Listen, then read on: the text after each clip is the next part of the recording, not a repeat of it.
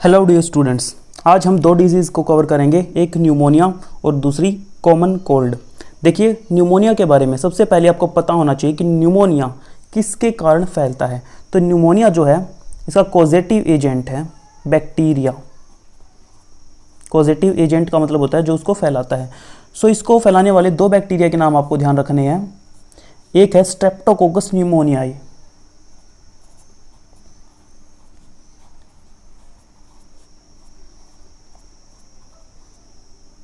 Pneumoniae,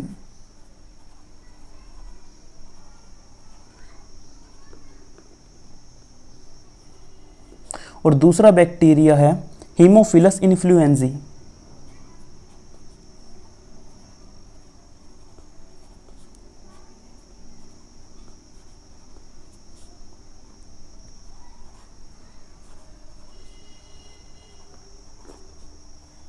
ये दो bacteria है, इनमें से किसी भी बैक्टीरिया का अगर आपको इन्फेक्शन हो जाता है सो न्यूमोनिया हो सकता है।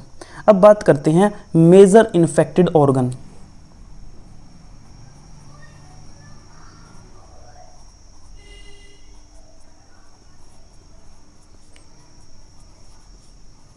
यानी कि सबसे ज़्यादा इसका नुकसान किसके ऊपर पड़ता है या सबसे ज़्यादा प्रभावित ऑर्गन कौन सा होता है, तो आपको याद रखना है एल्वियोलाई के ऊपर इसका सबसे ज़्यादा इम्पैक्ट होता है। और एल्वियोलाई कहाँ प्रेजेंट है? अगर आपने रेस्पिरेटरी सिस्टम वाला चैप्टर अच्छे से पढ़ा है तो आपको पता है कि लंग्स के अंदर जो बलून लाइक स्ट्रक्चर्स होते हैं जहाँ पे गैसियस एक्सचेंज होता है उनको बोलते हैं एल्वियोलाई। तो वहाँ पे इसका इन्फेक्शन रहता है और इन्फेक्शन के बाद में क्या होता है, एल्वियोलाई के अंदर फ्लूइड भर जाता है। मान लीजिए ये इस टाइप से, दिस इज एल्वियोलाई।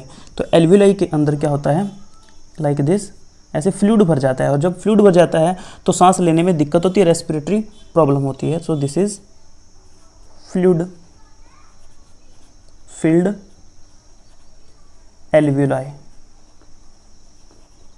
ओके, अब आपको पता होना चाहिए भाई सिम्टम्स क्या है कि अगर किसी को न्यूमोनिया हो जाए तो कैसे लक्षण देखने को मिलेंगे। So what are the symptoms?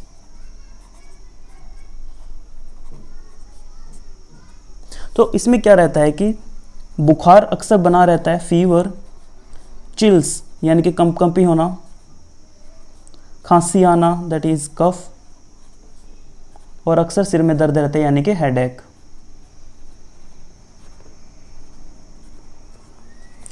ये कुछ सिम्टम है। इसके अलावा अगर परिस्थिति ज़्यादा मतलब कि सीवियर हो जाए, अगर ज़्यादा ही सीवियर कंडीशन हो जाए तो जो लिप्स है और जो नेल्स हैं वो ग्रे से ब्लूइश कलर में चेंज हो जाते हैं। लिख देते हैं इन सीवियर केसेस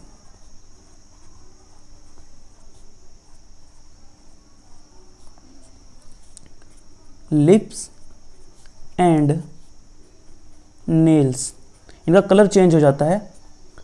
पहले ये ग्रे कलर के अपीयर होते हैं, उसके बाद धीरे धीरे ग्रे टू ब्लूइश कलर इनका होने लग जाता है जब बहुत ज़्यादा परिस्थिति विकट हो जाती है तब। अगर कोई आपसे पूछे भाई ये फैलता कैसे, ट्रांसमिशन का क्या मेथड है, तो आप क्या बताएंगे? So next point is transmission.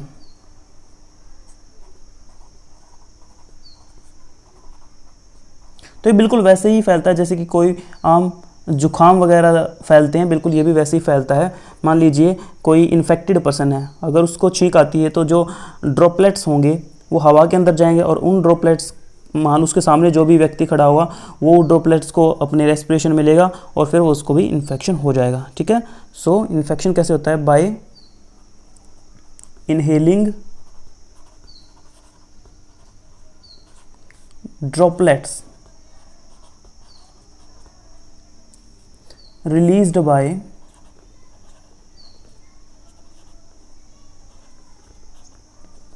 an infected person।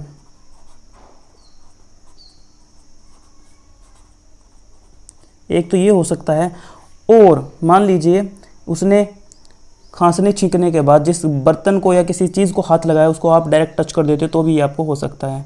और even by sharing contaminated objects.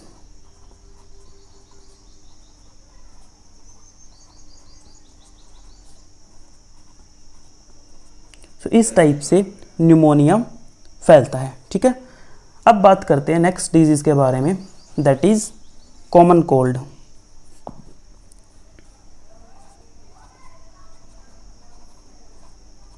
Common cold को हम अपनी भाषा में जुकाम बोल देते हैं। तो कॉमन कोल्ड का कॉजेटिव एजेंट कौन है? आपसे एग्जाम में पूछा जा सकता है भाई कॉमन कोल्ड का कॉजेटिव एजेंट बताओ, ये किसके कारण फैलता है? तो आप इसका कॉजेटिव एजेंट बताएंगे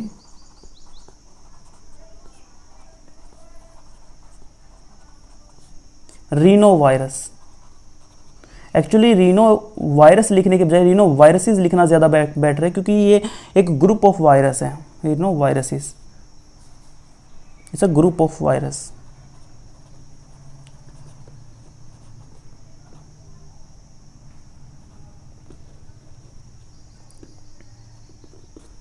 ओके, और ये वायरस किस चीज़ को इन्फेक्ट करता है? मेजर इन्फेक्टेड ऑर्गन क्या रहता है इसमें?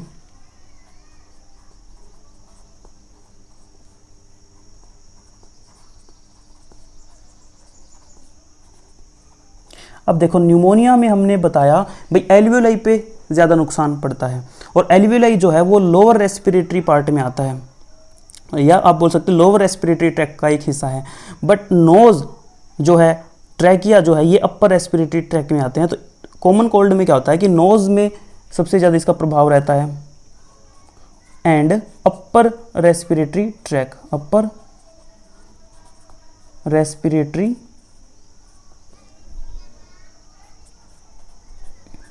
ट्रैक, यानी कि जैसे आप ट्रैकिया वगैरह में इसका ज़्यादा प्रभाव देखने को मिलता है। एल्वियोलाई तक इसका ज़्यादा असर नहीं होता।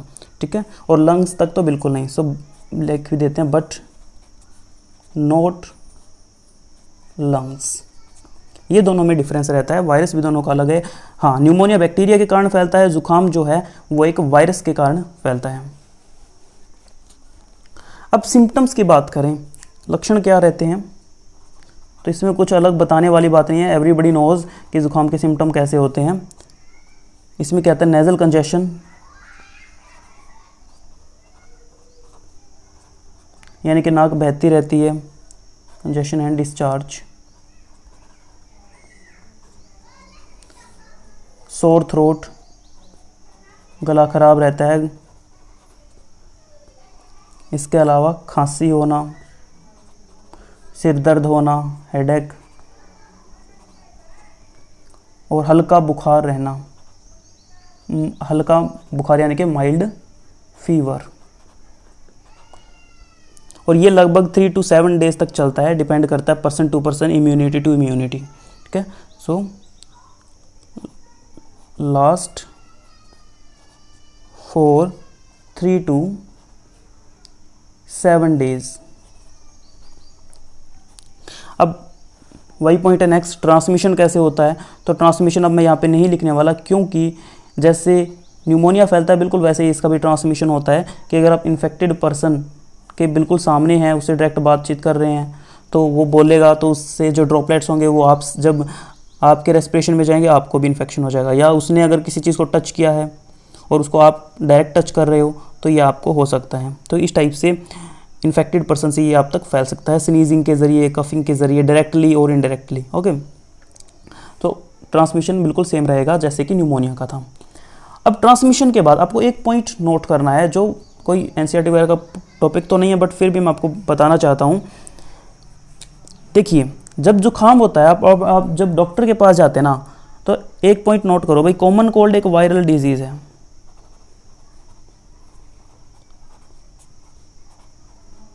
वायरस से होने वाली बीमारी है। लेकिन जब डॉक्टर के पास जाते हो, डॉक्टर कभी भी आपको एंटीवायरल दवाई नहीं देता। भाई वायरस से होने वाली बीमारी है तो दवाई कैसी होनी चाहिए? एंटीवायरल, सीधी सी बात है। क्योंकि जब मान लो फंगस से रिलेटेड बीमारी होती है तो डॉक्टर आपको एंटी फंगल देता है, बैक्टीरिया से रिलेटेड बीमारी होती है तो डॉक्टर आपको एंटी बैक्टीरियल या एंटीबायोटिक देता है। लेकिन जब वायरस से होने वाली बीमारी है तो आपको एंटीवायरल देनी चाहिए, बट डॉक्टर कभी भी आपको कोई एंटीवायरल नहीं देता, क्योंकि जुकाम की कोई एंटीवायरल है ही नहीं अभी तक। नोट करिए इस पॉइंट को कि जुकाम की कोई एंटीवायरल है ही नहीं हमारे पास। तो डॉक्टर क्या करता है? डॉक्टर आपको एंटीबायोटिक्स देता है। अब आप बोलेंगे कि जब वायरस की बीमारी तो एंटीबायोटिक्स क्यों दी जाती है? क्योंकि एंटीबायोटिक्स सिर्फ बैक्टीरिया और फंगस के केस में काम आती है। वायरस के केस में नहीं काम आती है। तो फिर क्वेश्चन इज दैट कि why antibiotics are prescribed by doctor, this is the question. तो डॉक्टर आपको एंटीबायोटिक्स इसलिए देता है ताकि कहीं ऐसा ना हो कि जब आपको जुकाम है, क्योंकि जब आपको जुकाम हुआ है तो ऑब्वियसली आपकी उस टाइम पे इम्यूनिटी कम है, तभी आपको जुकाम हुआ है। ऐसी कंडीशन में आपको कोई और बीमारी हो सकती है, तो डॉक्टर ने एंटीबायोटिक्स आपको इसलिए दी ताकि आपको कोई और इन्फेक्शन ना हो। सो प्रिवेंट फ्रॉम अदर इन्फेक्शंस।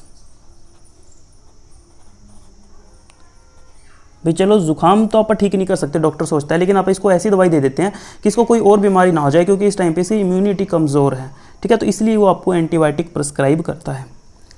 तो या आप बोलोगे कि फिर ये ठीक कैसे होता है, तो आपकी बॉडी खुद इसको ठीक करती है, आपकी बॉडी खुद वायरस को किल करती है। इसके अलावा इसकी जो सबसे बेस्ट मेडिसिन है वो आपके पास में है तुलसी। तुलसी दुनिया की सबसे बेस्ट एंटीवायरल है। अगर आप तुलसी को कैसे भी यूज़ करते हैं, आप तुलसी और काली मिर्च को चाय वगैरह के अंदर अगर यूज़ करते हैं, तो ये कॉमन कोल्ड की सबसे बेस्ट मेडिसिन है, वर्ल्ड के सबसे बेस्ट मेडिसिन है वायरस को किल करने के लिए। तो इसको आप यूज़ कर सकते हैं, आपको कोई एलोपैथिक दवाई लेने की ज़रूरत नहीं पड़ेगी। So I think that's it, thank you so much.